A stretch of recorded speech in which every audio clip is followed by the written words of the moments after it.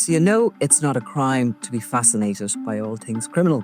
And if you do like delving into the underworld, why not join us for a special live show on March 27th at the Cork Opera House? We'll be talking about the making of a cartel and all the wild and crazy stories that happened along the way. So why not join us for this special live show? Tickets from corkpodcastfestival.ie.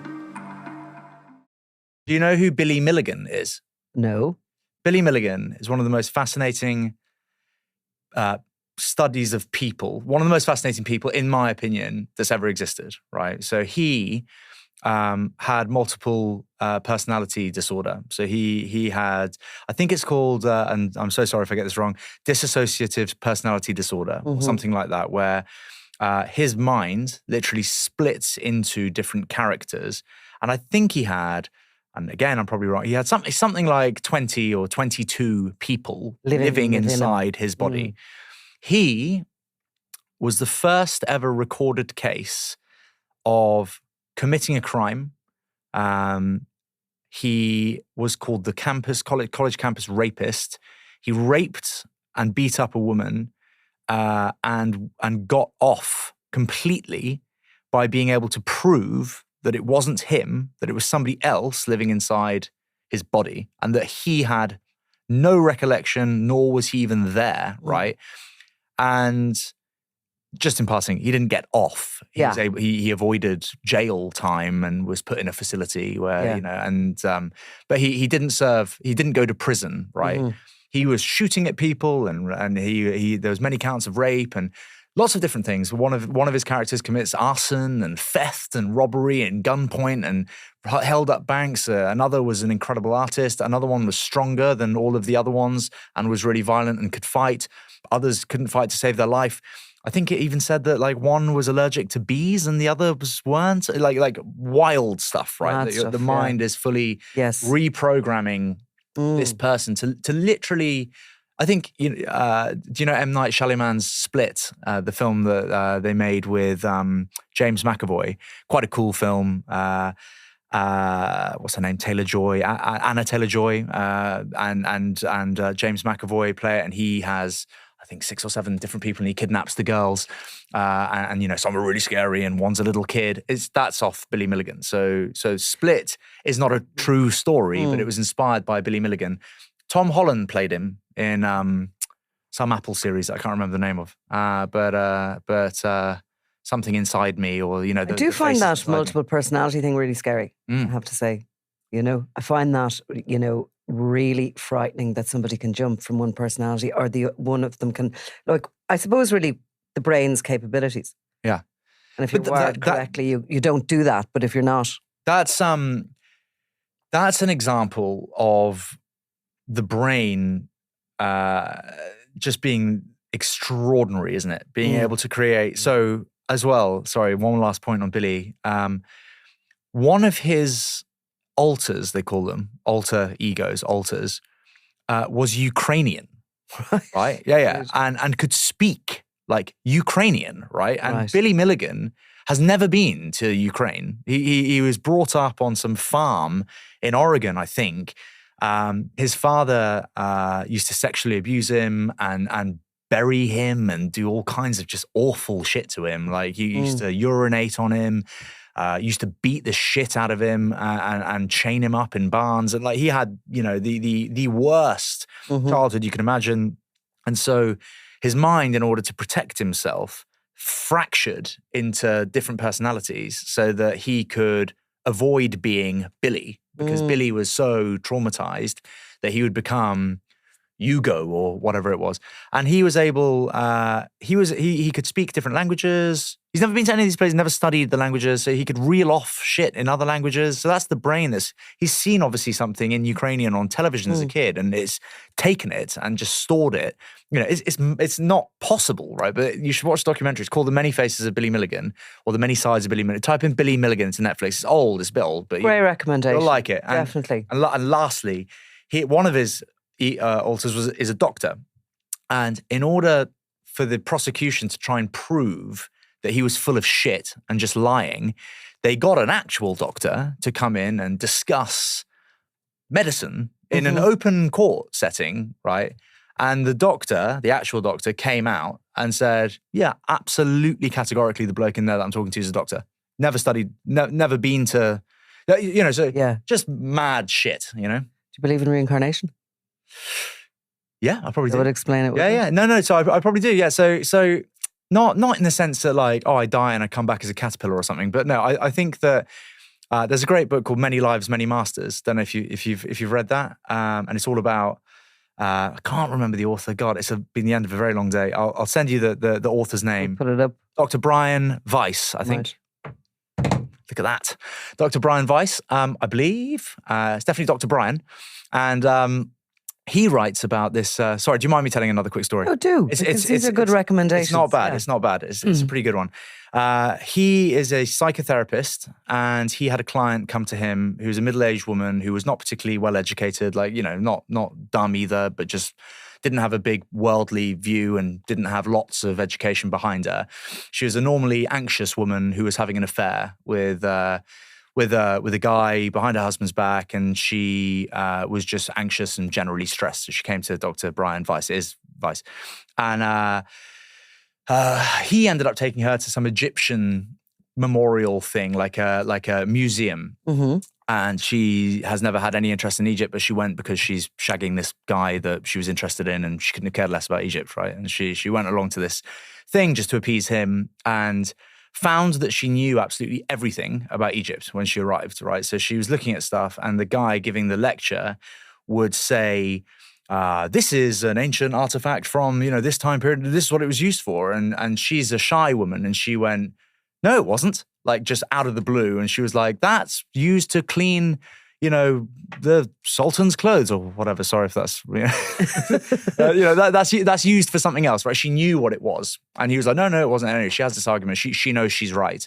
And long story short, and you should read the book. It's easy read. Lovely.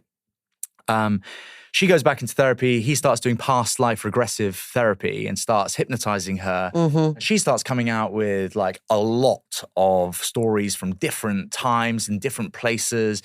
And he's really skeptical. He's a psychotherapist, so he doesn't believe in any of this at this stage. And he goes away and he fact checks a bunch of this stuff and realizes that like there's no possible way that she could know these things. He does like a massive deep dive, and she's in 1404, and she's in the middle of, the Black Plague, and, she's describing all this stuff that's happening to her in real time and how she's dying. And, it turns out that did happen then. And, that would have been something that they would have used. And that is the kind of medicine that was used in that time. And she knew all of this stuff. And then when she was her normal self, she wouldn't have a clue about any of it. Like he'd chat to her and she'd just be blank. And of course people can go, well, yeah, she's just like pulling his leg, but it's a bit of a random thing to do to someone. I love those stories. She would describe dying, and she would describe, because each of her experiences would end in a death, and she would come back as somebody else, and she would always be at the kind of shallow end of stuff. So she would always have a really rough life, this woman. It's a shame, isn't it? Yeah. And I hope she comes back as a queen at some point, but she didn't. Anyway. So unfortunate. And she would describe the same process every time when you die. It starts with pain, then the pain ceases, then there's a bright light, then you're transported up through this kind of portal. Then you chat to these kind of like hooded individuals who are called the masters, hence the name of the book. And they would speak this godly language onto you, and she would regurgitate it to the thing. And he found himself just like not, finding it all incredibly inspiring. And then they would decide whether or not you went back to Earth or died. And they would put you in a new body, and that's her experience. Patch you back wherever. Over and over and over again, this experience. So I don't know. That's, yeah. If you asked me about reincarnation. I did, because I think that sort of always feeds into the multiple personalities thing, and perhaps, there's something there. We're getting a bit deep. I'm going to bring you back to our quickfire questions on this. Lovely. Now, you're obviously very well read, and you watch a lot, and you like to take in. Yeah? I find things fascinating. I'm really curious. Yeah. If someone tells me that something, godly is happening over here, I'll go and watch it. Yeah. So we'll start with, who is your favorite TV detective and or criminal? Who's your favorite criminal?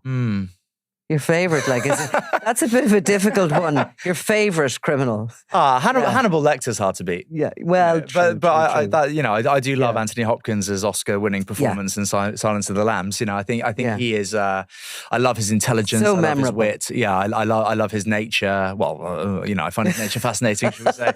I think he's a very interesting character. I could watch a lot of him. There's a strange kind of like drama and like intensity to Andrew Cunanan. Do you remember him? The guy who killed Gianni Versace?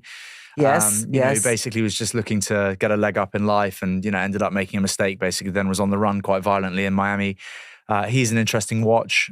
I quite like Benoit Blanc, the detective, played by Daniel Craig. Yes. Bit of a Poirot vibe to it, but a little bit less gimmicky. Yeah. And I like Daniel Craig. So you watch loads of that stuff. I like a murder mystery job, What would your death row meal be? My mum's roasts, probably. Okay. I like that kind of thing. Also, nice and simple maybe for death. Just to exit gracefully. Yeah. A nice sandwich maybe, like hard to beat ham, cheese and pickle sandwich, pretty good. Bread and butter, like a baguette with nice butter, bit of salt, loads of salt. You'd want it well seasoned. The problem is in prison, right, on death row, if you order like some delicious T-bone with, mac and cheese, they're not gonna season it, and then it's actually a bit shit. It's going to be disappointing. Imagine if it was disappointing. That's the thing. Yeah. You can't order like. If you can choose where it comes from, then possibly you'd have the T-bone from Dorian in Notting Hill or something like that. Or, you get Tom Straker to make you his muscle bread or whatever. That's not muscle bread, mussels, obviously, delicious. But no, if you're just asking the prison to get it for you, you'd better go simple. Sambo. Yeah. Yeah. Did you say a salmon bowl? Sambo, I said sambo. Oh, sambo. Yeah. So yeah. Ham, cheese and pickle. You should be used to the Dublin accent. Yeah, sambo. I love a sambo, actually. Now, have you ever been the victim of a crime? Look, I'm sure we all have if you think about it. Yeah, I mean, stuff's happened to me. I won't dig into too much just because, like, I've been in... I'm sure you've been robbed. You've had your phone nicked. Robbed in the street, the odd street fight. Yeah. Ever got a thump? Yeah, of course. Yeah. No, definitely. You Can't you tell? Yeah. Yeah, you should be able to tell, no? Of course. Crime's all around us, really. Yeah. Petty crime and whatever else. And I mean, I'm sure I've been shortchanged in a deal once or twice, without being told. That's technically a crime. Some stuff's happened to me as well that I'd rather not go into. Yeah. How do you feel about seeing a corpse? I've seen corpses. I've seen dead bodies on Everest. I was on Everest for 5 weeks looking for my brother's body. Made a film called Finding Michael. We returned a dead body to a family, actually. So I flew down from base camp in a helicopter with a dead Sherpa who we returned to his family, and the daughter was my age when I lost Michael. She was 10, and she was incredibly upset to see her father like that. And for a second, I thought we'd done the wrong thing. Although in Nepali culture, he can't pass the afterlife until he's cremated. So he was stuck up there. So his family were deeply grateful. And it would be a huge comfort to them, I'm sure, with that belief. Yeah, I think the daughter also came around to it. I think it was just the initial shock, because he was frozen stiff, obviously. I spent several hours with a dead body. I've seen dead bodies in Arusha. I've seen dead bodies in Morocco, I don't think it's I don't get that shocked by it, to be honest. Creepy. I imagine, and I've only seen photographs of murder victims. It's a totally different thing. The violence of it, the contorted way they are left, those kind of things are totally different. But a peaceful, person who has passed away is a different thing altogether. Yeah. Going for a nap and not waking up would be a nice way to go. Oh, for God's sake. I mean, what percentage of people do that? A nap. Is it quite a lot? Is a nap like during the day? No, I'd like to go at night.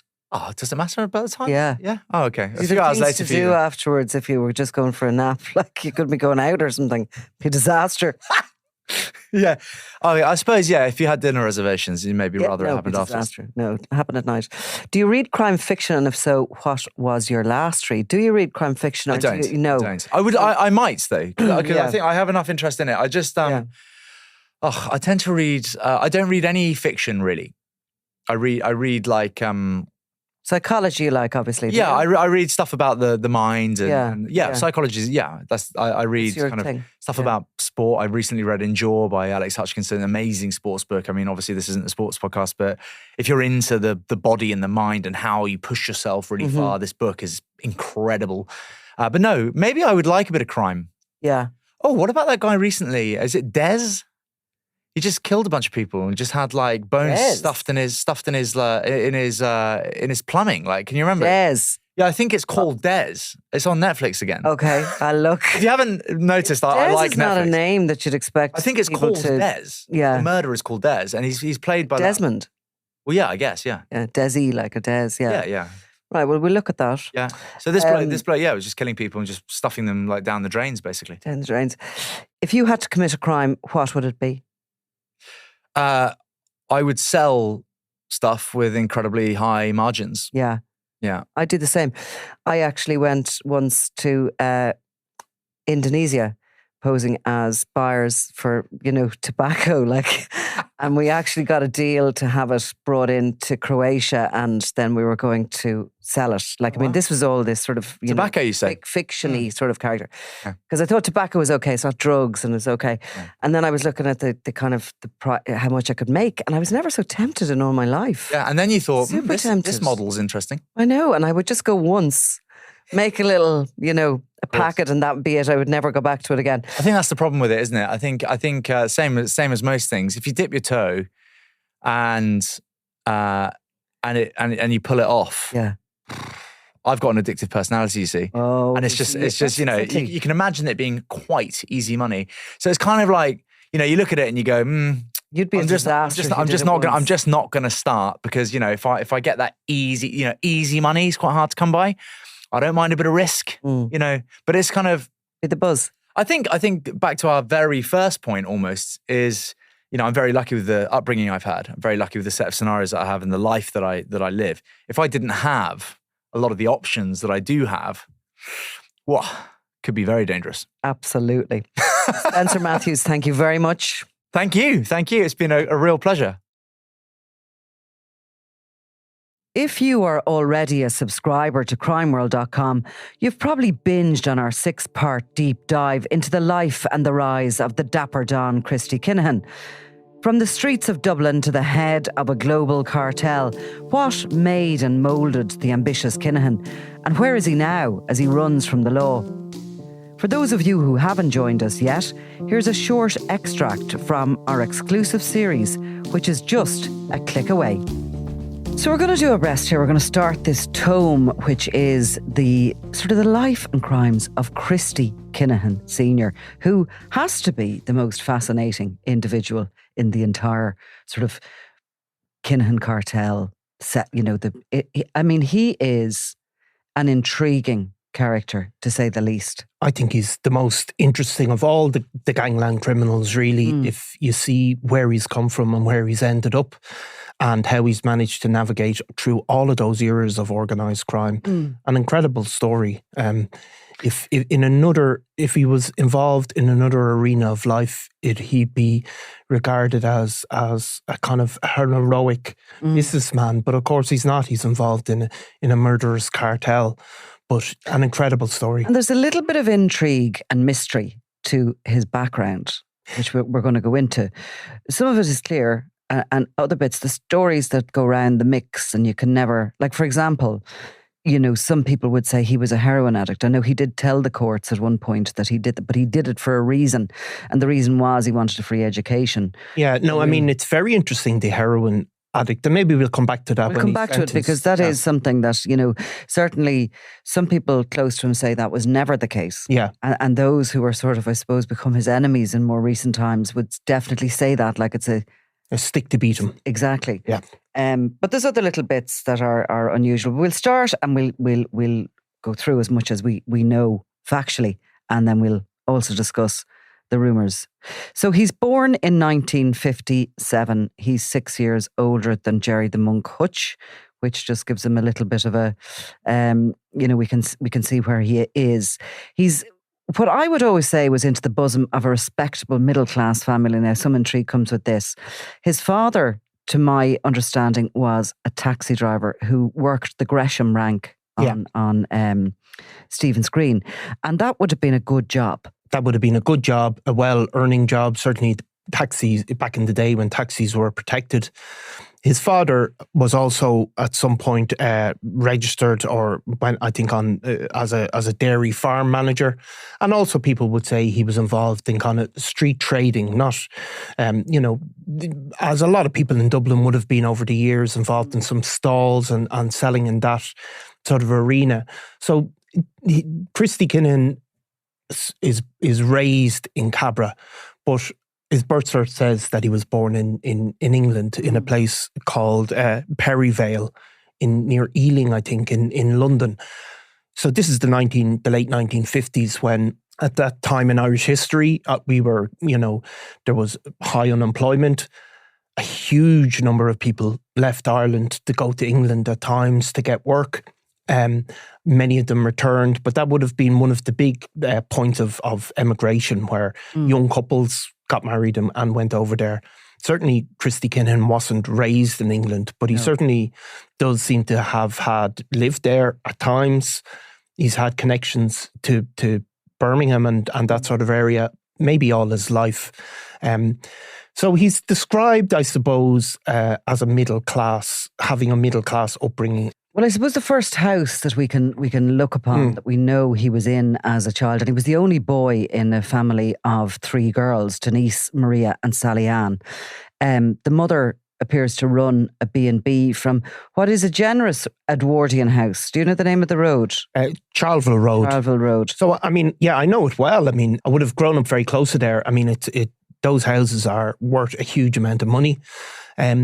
Now, like a lot of houses in that area, for example, those big houses on the North Circular Road, which aren't far away, there probably would have been times where you would have picked them up at a bargain price, but it would be at very, very far away from some of the figures we've discussed. For example, the grinding poverty in which Jerry Hutch would have been born into. Certainly Christy Kinahan would have been raised in something that's now worth a huge amount of money, that home. And it's would they have always been a middle class sort of a home? We're using that term very loosely here. That's part of East Cabra. Yeah. Right now, if you walk through East Cabra now, you can't. There's organic coffee shops and all of that sort of stuff, and houses being sold for routinely close to $500,000. Like back in the 60s, it wouldn't have been so much like that, I think. And those houses, like a lot of places in sort of Stony Batter or somewhere like that, those houses wouldn't have been seen as posh houses. Would a taxi driver's wage have bought that house? Well, it would have. It would have. I mean, it would be far, far bigger than most houses in that area, and would have cost a lot of money. But I suppose it's a different context, and Cabra would have been different then. Christy Kinahan would have been growing up in the 60s, early 70s when he's a teenager, and Cabra at that stage would have been a lot kind of wilder, I suppose. Like a lot of areas, there was a lot of homes built at one stage, and young people grew up, and it certainly would be a far more settled area, just like places like Crumlin and Drimnagh have become far more settled as the time has gone on. So he would have been brought up in an area that I wouldn't describe as being a sort of upper middle class area. He would have been grown up in a working class area, in a big house in a working class area, really. And it's the big house. Yeah. It's an impressive looking house. It always would have been.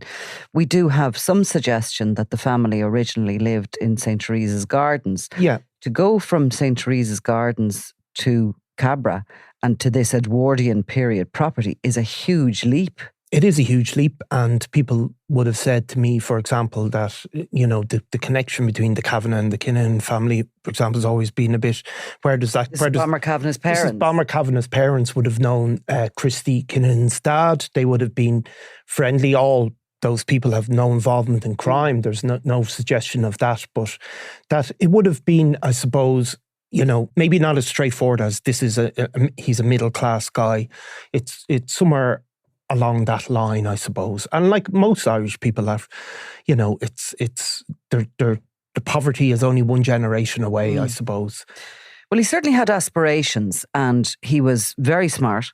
In school. Though it is said, and it just shows you when somebody gets as big a news story as Christy Kinahan that his leaving cert results have been made public. Do you know that? Didn't know that. And maybe not made public, but the Sun did a story about how he actually failed his leaving. Right. So Christy Kinahan, look, there's no doubt about him being smart, but certainly that was said that he only passed 2 subjects. He would have gone to, it said he went to Declan's in Cabra first and got expelled, and then went to O'Connell's in the North Inner City. Now, O'Connell's Christian Brothers School, probably one of the most famous schools in Dublin. My own father would have gone there. People would have got a scholarship, and it would have seemed to have been a really prestigious school. Past pupils would have included James Joyce, Pat Kenny, the broadcaster, former Taoiseach Sean Lamass, PJ Mara. Also, interestingly, and probably a relative contemporary of Christy Kinahan would have been Tony Gregory would have gone there, who would play a huge prominent role in the anti-drugs marches in the city. So he would have gone, again, that would have been sort of a prestigious school. But he seems to have not thrived. And then I think we get into a bit of a grey area when he leaves school. But he excelled, apparently, at sport and at kickboxing. Yes, and that was a thing that he kept up, I think, through all his life, one way or another. And obviously his sons would have a huge interest in boxing as well. If you liked what you just heard, go to crimeworld.com now and subscribe for more ad-free listening, exclusive content, and the best crime stories around.